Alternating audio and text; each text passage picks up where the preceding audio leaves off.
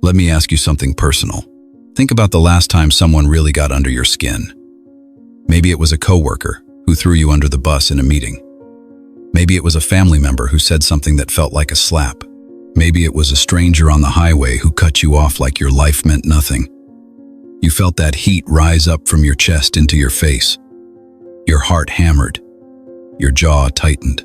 And for the next hour, maybe the next day, that person lived rent-free inside your head. Here is what nobody tells you about that moment. You did not just get angry. You got robbed. And the worst part is, you handed over everything willingly. Today, I'm going to show you exactly how that robbery happens, why most people never see it coming, and how to build the kind of psychological armor that makes you genuinely, biologically untouchable. This is not about breathing exercises or journaling your feelings. This is about understanding the mechanics of your own mind at a level that most people never go anywhere near. Let us start at the beginning. Most people believe anger is a signal. They think it means they have been wronged, that justice is calling, that standing their ground is the right and righteous thing to do. They are half right. Anger is a signal, but it is not signaling what they think. When you get angry, your brain is not telling you that someone crossed a moral line. Your brain is telling you that your self-image is under threat. Think about that. Really sit with it. You are not angry because someone was rude. You are angry because some part of you, some deep, unconscious part of you, is worried that their rudeness might reveal something true. You are angry because on some level, you have decided that their opinion of you holds power over your reality.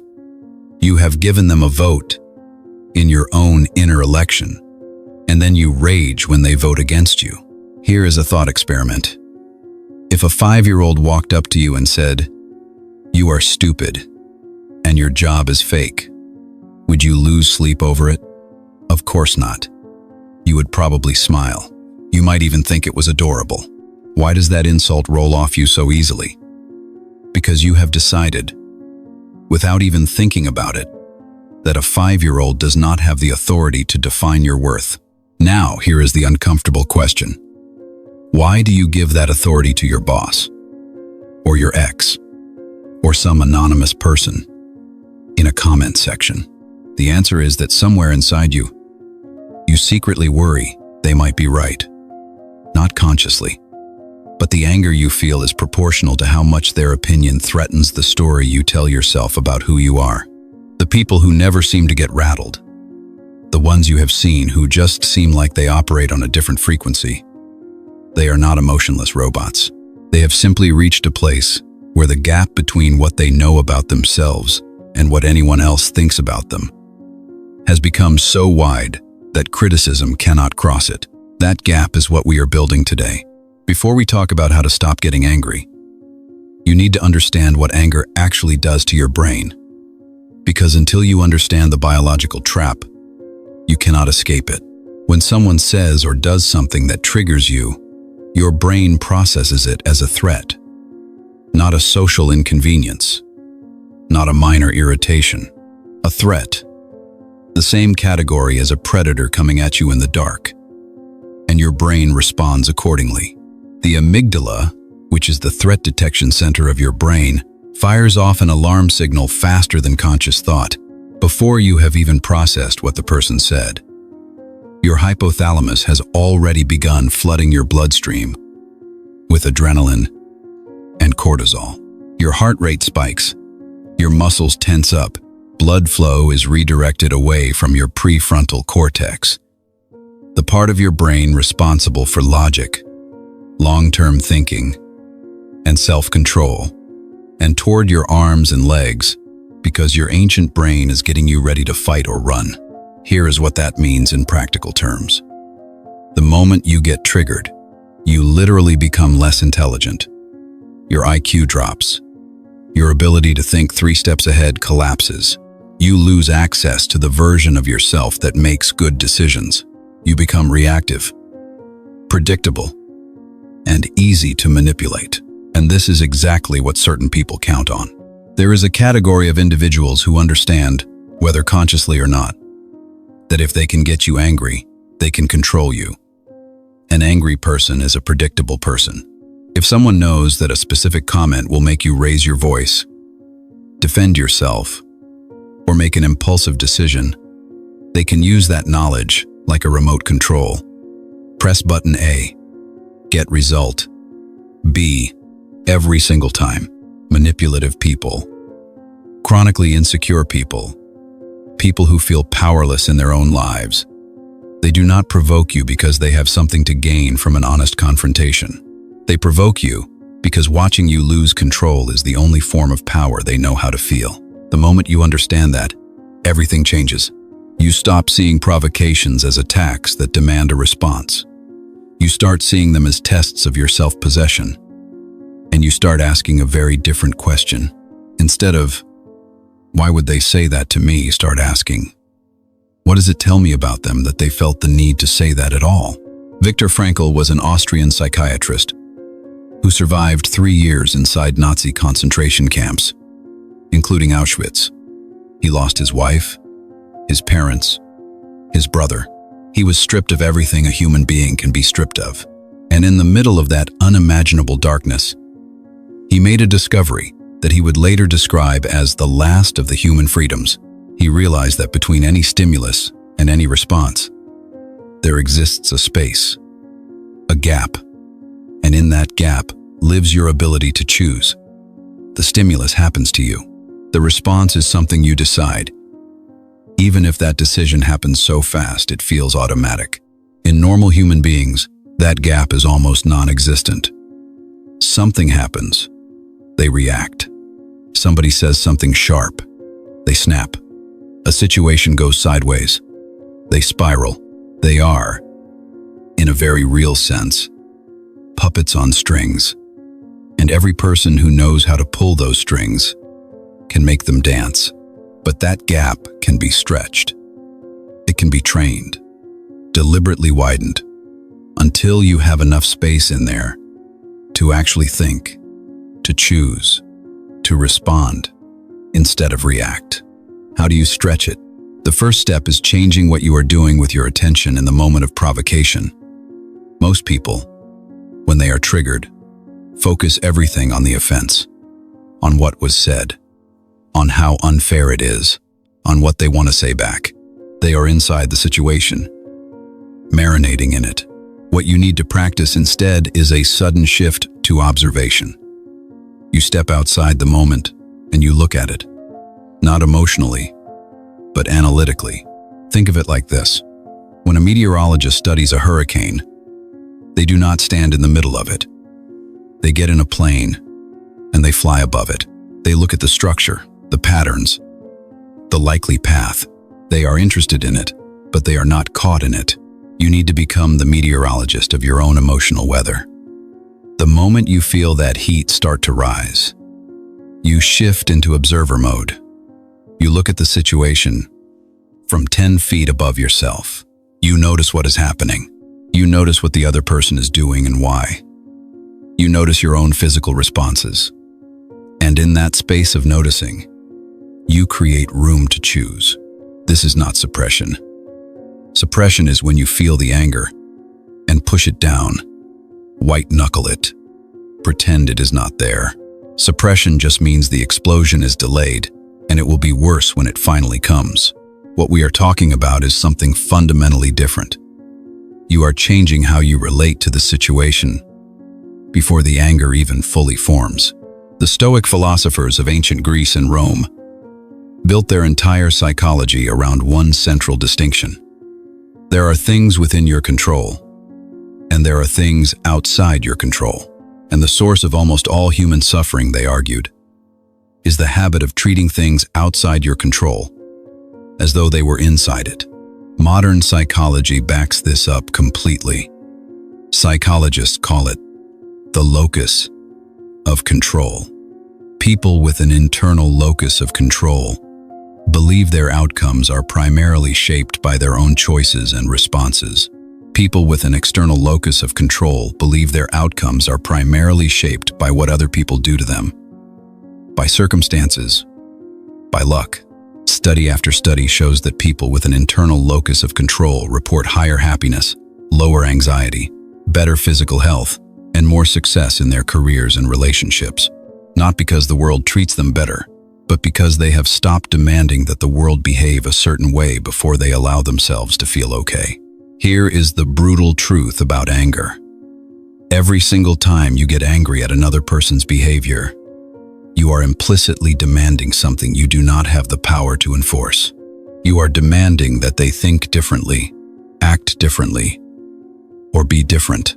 And when they refuse, because they always do, the mismatch between your demand and reality is what creates that fire in your chest. You cannot control other people. You cannot control traffic. You cannot control what your family members say at Thanksgiving. You cannot control the economy, your company's decisions, your client's moods, or a stranger's bad day that spills onto you. What you can control, always, completely, without exception, is how you interpret what happens and how you choose to respond. When you really internalize that, when it stops being something you have heard and starts being something you actually live, the landscape of your daily life changes. Provocations stop being provocations. They become information.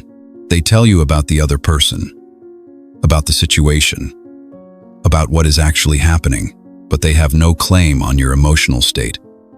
Because your emotional state is your territory, and you are the only one who gets to decide what happens inside it. Now, here is where a lot of this kind of advice falls apart. You can understand all of this intellectually. You can nod along and find it completely logical. And then the moment someone really sets you off in real life, all that philosophy goes out the window because your body has taken over. And that is a legitimate problem, because the body is not responding to your philosophy. It is responding to a biochemical cascade that began before you finished processing the first word of whatever was said to you. So you need a tool that works at the physical level, not just the mental one. There is a breathing technique that neuroscientists have studied extensively, and that has been shown to be the single fastest way to interrupt the body's stress response. It is called the physiological sigh, and it works because of the specific way carbon dioxide is managed in your lungs. Here is how you do it. You take 2 quick inhales through your nose, the second one immediately following the first to top off your lungs completely, and then you exhale slowly and fully through your mouth, extending that exhale for as long as feels natural. The whole thing takes about 5 to 10 seconds. What this does physiologically is remarkable. The double inhale pops open tiny collapsed air sacs in your lungs called alveoli, dramatically increasing the surface area available for gas exchange. The long exhale then efficiently offloads carbon dioxide, and it is specifically the drop in carbon dioxide that signals your heart rate to slow down. The result is a measurable, rapid drop in your physiological arousal level. The beauty of this technique in social situations is that it is almost completely invisible. You can do it while someone is talking to you, while you are being criticized, while you are in the middle of a tense negotiation, and no one around you will have any idea what is happening on the inside. But what will become visible is the effect. As you slow your physiology, your face relaxes, your posture opens, your voice drops in pitch, and you begin to project a quality of stillness that is genuinely powerful. In the animal kingdom, stillness is a predator trait. Prey animals are the ones that twitch and dart and react to every stimulus. The apex predator is the one that can sit completely still while everything around it moves frantically. When you practice physiological control in a moment of tension, you are embodying that same quality. You become the still point in a chaotic situation. And that stillness communicates something very deep to the primitive parts of every brain in the room. I want you to think about your attention and your emotional energy as literal finite resources, because they are.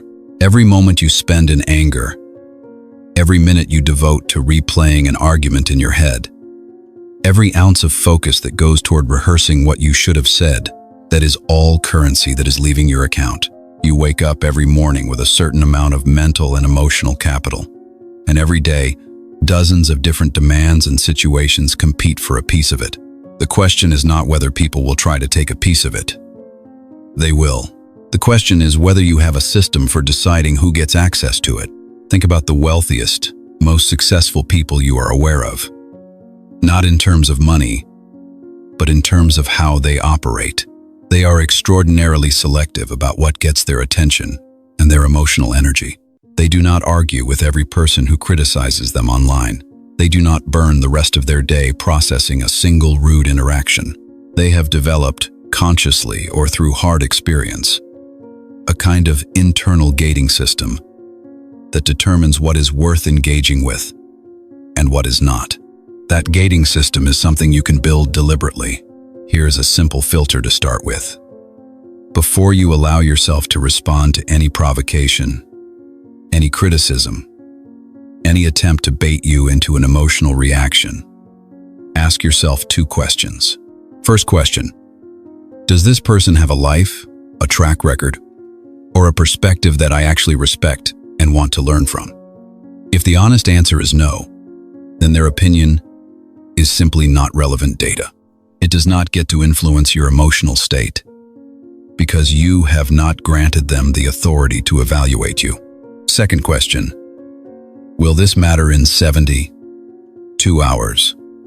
Not 72 years, just 72 hours.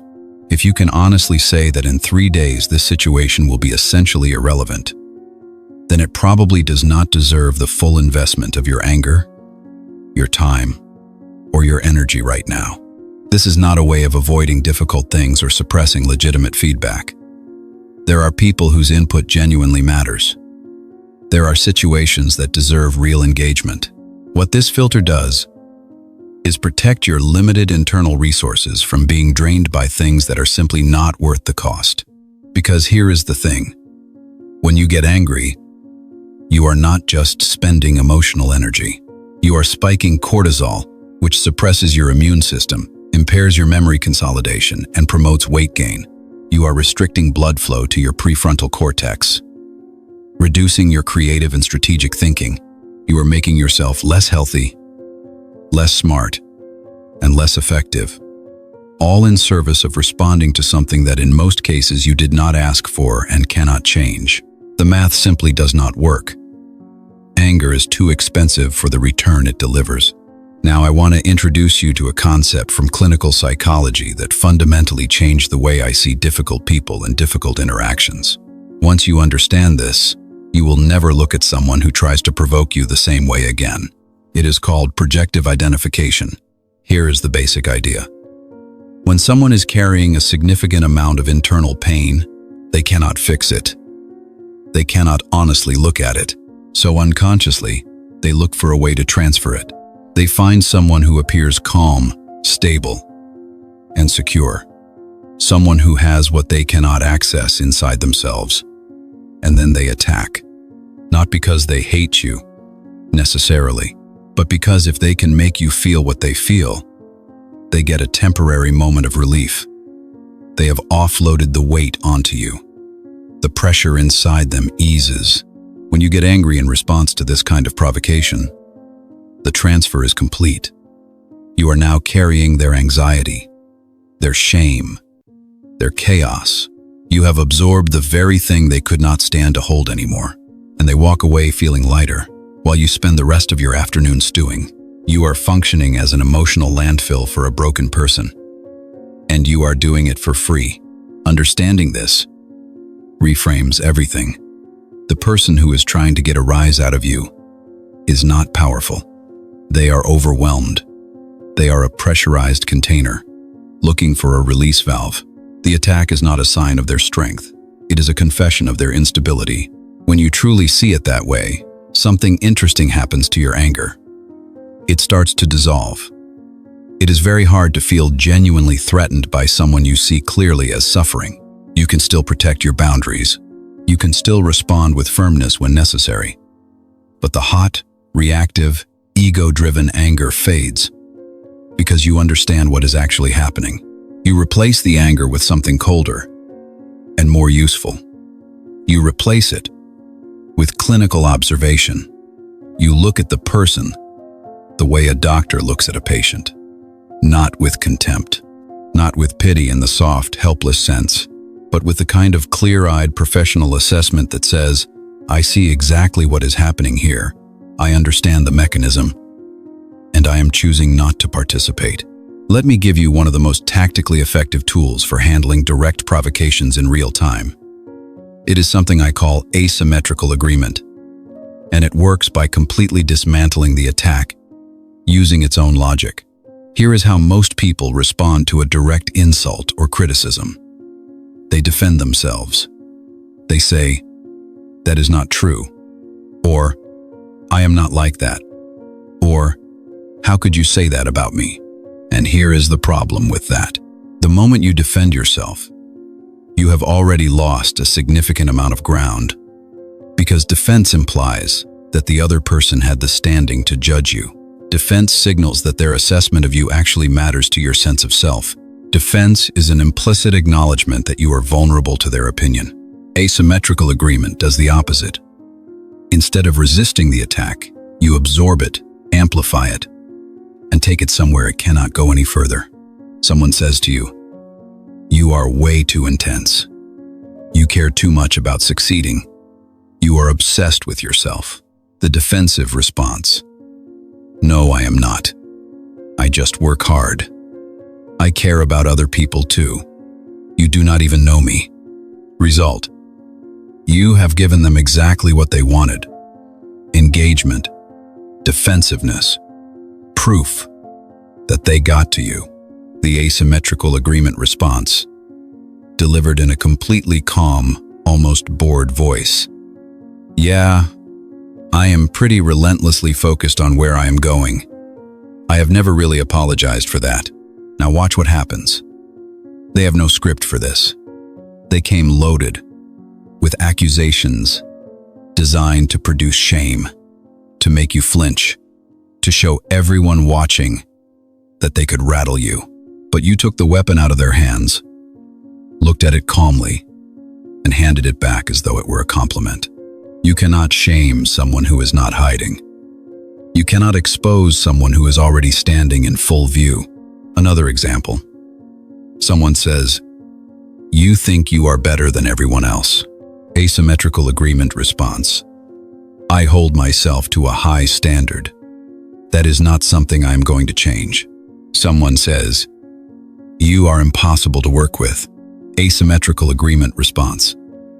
I have zero tolerance for low standards. If that makes things harder for some people, I can live with that. And quote, what makes this so effective is not that you are being arrogant or dismissive. You are simply refusing to accept the frame that their criticism is automatically a problem you need to fix. You are communicating with complete calm that their opinion of you is not the lens through which you see yourself. And that communication, delivered without anger or defensiveness, is the most dominant thing you can do in that moment. We have talked about tactics. We have talked about breathing and observation and agreement and the economics of attention. But if we stop there, we are only dealing with symptoms. We need to go one level deeper, because here is the honest truth. All of these techniques, every single one of them, rests on one foundation. And if that foundation is shaky, none of the techniques will hold for very long. That foundation is your relationship with your own ego. The ego, as I am using the term, is the story you tell yourself about who you are. It is the mental image you have constructed of yourself, your status, your worth, your capabilities, your place in the social order. And it is genuinely fragile because it is a construction. It is made of beliefs, not facts. And beliefs can be challenged. The bigger and more rigid your ego, the more surface area exists for attacks to land. The more you are invested in being seen a certain way, the more power you hand to anyone who threatens that perception. The ancient Stoic emperor Marcus Aurelius had a practice for dealing with this. He would deliberately strip impressive things down to their most basic physical reality, as a way of reminding himself not to attach too much meaning to appearances. He would look at fine food and remind himself it was just dead animal and boiled grain. He would look at political power and remind himself it was just one group of humans temporarily telling another group what to do. You can apply this same kind of stripping down to social interactions. When someone insults you, what is actually physically happening? A person is moving air with their vocal cords. Those vibrations travel through space and enter your ear canal. Your brain converts them into meaning. That is the complete physical reality of an insult. The meaning, the sting, the sense of threat, all of that is something you are adding. The words themselves do not contain it. You manufacture the injury out of your own story about who you are supposed to be and how the world is supposed to treat you.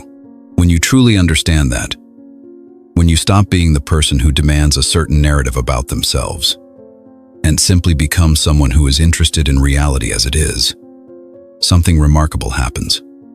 End footnote. You become very hard to insult, because insults only work on people who are defending a fiction. This does not mean you stop having standards. It does not mean you become passive or let people walk over you. You can be completely decisive, completely assertive, completely unwilling to accept poor treatment, all without ever getting angry. Anger is not required for power. In fact, in most situations, anger is what undermines it. Everything we have talked about so far is a skill, and like any skill, it requires practice. You are not going to hear this and immediately become some kind of unshakable monument. The first few times you try to stay calm in a genuine trigger situation, you might fail. The heat will rise faster than your awareness. You will say the thing you wanted not to say. You will regret it afterward. That is fine. That is literally how skill development works. What you are doing with every practice attempt is building new neural pathways. The reactions you currently experience are habits. They are well-worn grooves in your brain that have been carved over years of responding to perceived threats in the same predictable way. Changing them requires intentional repetition of a different response, over and over, until the new pathway becomes automatic. Here is a practical way to start. The next time you feel that trigger heat beginning to rise, and you will know it, it has a very specific physical texture. Do just one thing before you respond. Take that double inhale and long exhale we talked about. Just that. You do not have to have the perfect response ready. You do not have to have mastered all 8 parts of this framework. Just create a 2-second pause between the stimulus and your response. That 2 seconds is everything. That 2 seconds is the difference between someone who is controlled by their environment and someone who controls themselves. Once you have that pause, even briefly, you have inserted yourself back into the equation. You are a participant in deciding your response, not just a machine that runs on other people's inputs. Start small. Look for low-stakes opportunities to practice. When traffic makes you late, when a customer service call goes sideways, when someone says something slightly rude in passing, these are your training grounds. Use them, and as your skill grows, something will start to shift in how you see the world around you. You will begin to notice the strings. You will watch other people get triggered, and you will see the whole mechanism playing out clearly. You will see the provocation, the hijack, the reactive response, the regret. You will see how fully most people are controlled by their social environments, how little choice is actually operating in most human interactions. And you will realize that being outside that system, being the person who genuinely chooses their responses, is not just psychologically healthier. It is a form of genuine freedom that most people never experience. Here is where I want to leave you. The reason you get angry is not because the world is unfair, although it often is. The reason you get angry is not because other people are difficult, although they often are. The reason you get angry is because something inside you has not yet decided that your peace is non-negotiable. When your peace becomes non-negotiable, everything changes. You stop waiting for the world to become a less provocative place before you allow yourself to feel steady. You stop giving individuals the power to determine your internal weather. You take that power back, completely, and you hold it. This is not about becoming cold. It is not about becoming emotionless or disconnected from the people around you. You can be warm, connected, present, and genuinely invested in the people who matter to you, all while being completely unmoved by the attempts of broken, chaotic, or manipulative people to pull you into their drama. The quietest people in the room are often the most powerful, not because they have nothing to say, but because they have nothing to prove. And when you reach the place where you have nothing to prove, the provocations stop landing. They pass through you like wind through an open window. Present for a moment, then gone. That is the goal. That is the work. Start today.